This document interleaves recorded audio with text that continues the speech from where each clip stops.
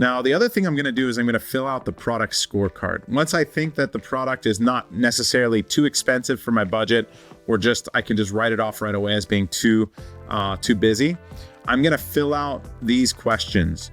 And once I fill out a question, let me give you an idea. Once I fill out a question, I'm going to get a score. If the question that I answered is negative, it's going to subtract points. And if it's positive, then I'm going to get points. And at the end of filling it out, I'm going to get a total product score. That total product score, I want you to think of as a risk score. So if a score is less than 0, if it's a negative score, it's an automatic pass for me. It means that this product is very, very risky, probably going to lose me money if I do that product. If a score is from 0 to 500, that's a very risky product, and I would have to be very confident that I have some type of unique selling proposition, some type of unique advantage, some type of unique design that I've tested and I know people want, an innovation, intellectual property, and I'm very good at Amazon. If I'm very good at Amazon, if I'm an advanced seller, I've got experience selling, and I've got a USP, I'm okay entering that market. But otherwise, I'm probably going to avoid that product because it's generally a high risk product. And the reward would have to be very high too, right? High risk, high reward. And you can think of the amount of products that you create for your brand as a stock portfolio. So I like to have maybe a couple risky products, a bunch of medium risk products, and then some lower risk products. And I treat it like a nice portfolio of risk. So I'll launch maybe 100 products in a year, and I'll have a diversity like that. So if my score is 0 to 500, that's a very risky product. I'm not going to do that product unless I have those two things going on: high reward potential and a unique selling proposition. Now, if the score is 500 to 1,000, then I'm going to consider that a medium risk product, and that's where most products will fall that you do. Now, if you're brand new to Amazon, you might want to look for a product with a score over 1,000. That's going to be a lower risk product, but generally lower reward as well. So your daily profit might be less. This is going to be one where the demand might be less. You're going to sell less units per day. You might make, $50 to $75 or $100 a day in profit with that product. And that's a good starter product. That's a good product to get you familiar with all of the processes for product validation, for product design, for logistics, for design, and then for marketing. So we have to climb all of those learning curves when we do Amazon, and it can be very, very intense learning process, and you don't know what you don't know, so you can make mistakes. So you want to start out of the gate generally with a lower risk product where the risk of doing that product isn't going to bankrupt you or hurt you if you lose that money, but you also get a really good learning experience. It's kind of your education cost, I would say. Now, once I fill out this scorecard, let's say that the product looks pretty good, and I'm going to analyze this product in a little bit more detail so you can get an idea of the way that I would look at it if I was looking at doing it. First, let me start this one thing. This is our AI product brief. I'm going to select the top 10 sellers here, and I'm going to hit Analyze Selected Competitors. And what I'm going to have Data Dive do is, with the help of AI, go read the reviews and the listing pages of those competitors that I just chose. And it's going to come back to me and tell me what are the things people like about the product, what don't they like about the product, and how to make the product better. So again, it's going to tell you what people like about the product, what they don't like about the product, which is my favorite part because I really want to know how to make the product better. But then the AI is going to make suggestions on how to make a better product. So this takes a few minutes. So while that's going on, I'm going to jump back over to the master keyword list, and I'm going to just run through this data really quickly and look at it. And I'm looking at average selling price. So you've got some pretty cheap competitors here selling in the $50 range, $69 range, and then you've got some more expensive products. And the number one seller is actually a very expensive product. He's been able to raise his price because of how good he is at SEO. probably also because of how aggressive he is with ads. So maybe he's got great content. You can see he's the only one. One of the things I'm looking at is he's the only one showing someone actually using it. You know, you've got someone down here doing the same, kind of reverse flip this image and trying to duplicate that image, but no one else is really doing that. And how many variations do they have? This guy's got 2 variations, this guy has 3, but generally everyone only has 1. That lets me know that I can probably enter this market with 1 variation. If everyone had 3, 4, 5 variations, I could not enter this market with just 1 variation. So that's something you always have to check yourself as well. And I'm looking at the number of reviews that they all have. So here's the rating and reviews, 24,000 reviews, pretty significant moat of reviews. It's going to be very difficult. They're 4.5 stars, solid rating, one of the highest ratings, right? Everyone's in that 4.3, 4.5 range, and 24,000 reviews. Been on the market for 6 years.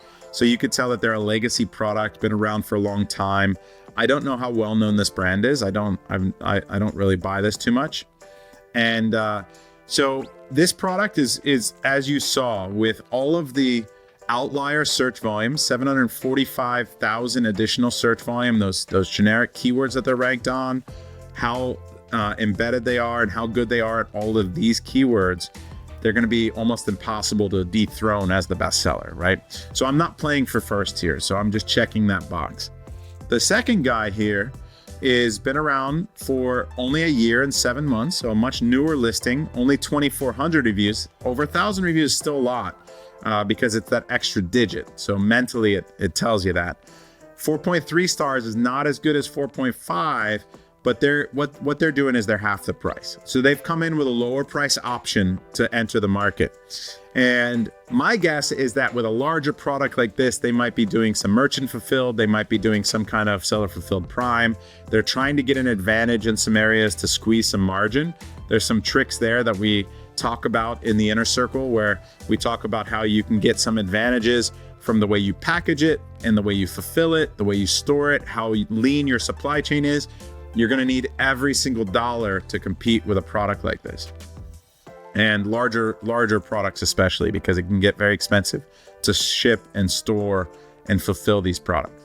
Now, if we look here at their SEO, there's some weaknesses here. So what is DataDive telling us about their SEO? Well, workout equipment, they're only number 40. And when someone is in the top 30, I consider them pretty good at the indexing, and I consider that Amazon considers that keyword to be relevant. But once you get into that 35-40 range, up to the 55 range, that's telling me that Amazon's not really certain that you're selling that product. Hey, if you're enjoying this content, you're going to love the masterclasses that we host on a regular basis. We've got over 1,000 members in our private community, and over 400 of them are already doing over $1 million. We regularly host masterclasses with hundreds of students, and you can find out more below. Join us. And so workout equipment's a pretty generic keyword. Maybe they didn't build that keyword into their listing. Now they might have equipment, they might have workout, but they might not have workout equipment next to each other. And they've got workout there, and they've got workout bench, workout ASAP, workout guide. So they got workout everywhere, but they don't have workout equipment. And do they have equipment? They have it in their A+ content. So you can see this is very good with A+ content. They have very nice design here. I bet their rest of their content's pretty solid. I'm going to show you how we look at that. But this is indexing.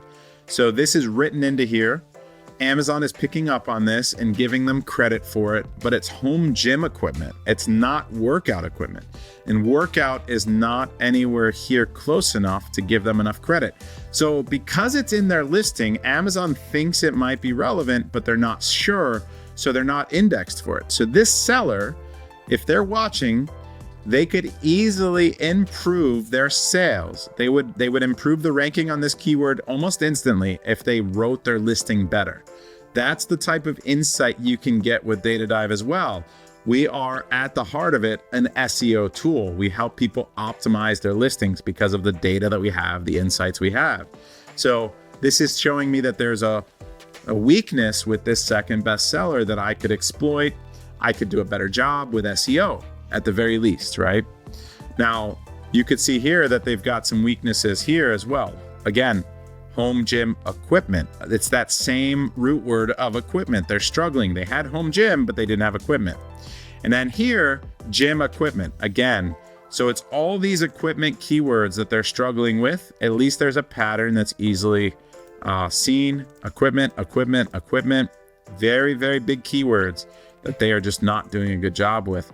Now, even with all of those issues, they are still ranked number one for quite a few keywords, and then that's propelling them to additional sales. Now, that's partly because of their price. They have some outlier keywords. They're probably very aggressive with ads.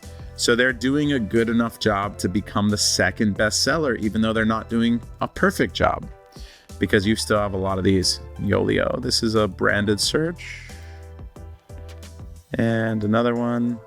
So we'll get rid of a few of these. Oh, and we've got Flybird here. Look at this.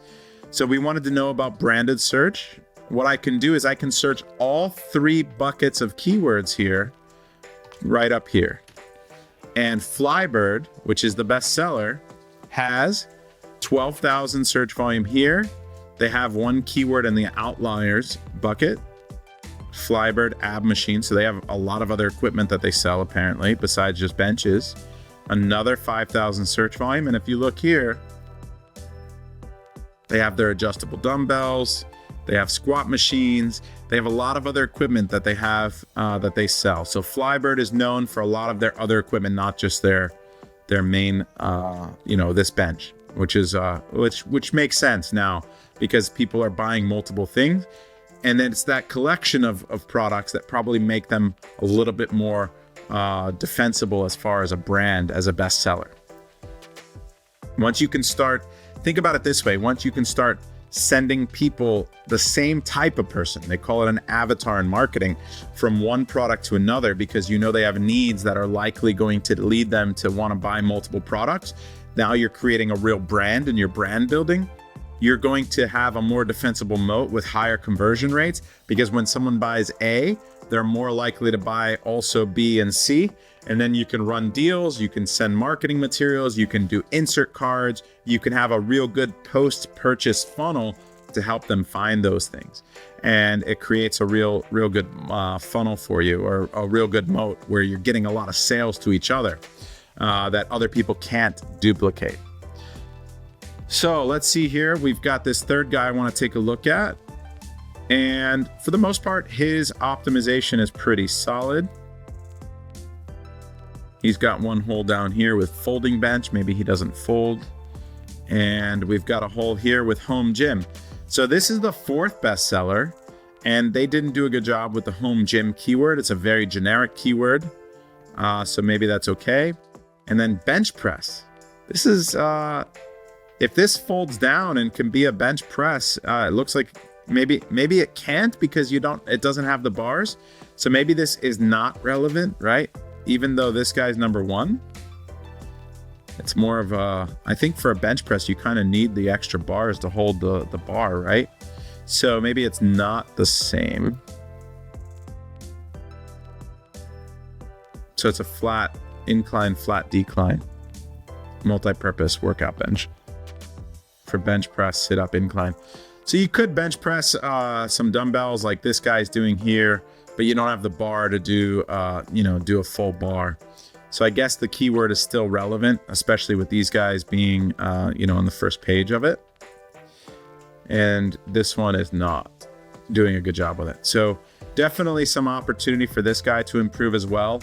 So from an SEO perspective, I'm seeing an opportunity to beat some of these guys. You can see that these guys are considered weak at SEO. So I'd want to know, how are they getting their sales? They dropped pretty far down. They're still doing thousands of units a month in sales, even though they're not very good at Amazon from an SEO perspective. They don't have the outlier search volumes. They are probably just pumping these products through other ways. So how many reviews, how long they've been on the market? 11 months, a year. So these guys are all fairly new. My guess is they are just cranking ads and getting a lot of their sales from ads. So if I want to know how they're getting their sales, I can see there's a lot of keywords. They are still number one. This one has branded search. So maybe they're driving sales from TikTok, from other marketplaces. There's some kind of name recognition and they're doing okay. Let's see, this guy, he's driving his sales. He's got fit goods. He's also got some branded search. That's not a lot of searches per month, but it's something. And I can take off fit goods. You've got some Spanish terms here as well. And let's see, how's this guy doing? Also with his own branded search.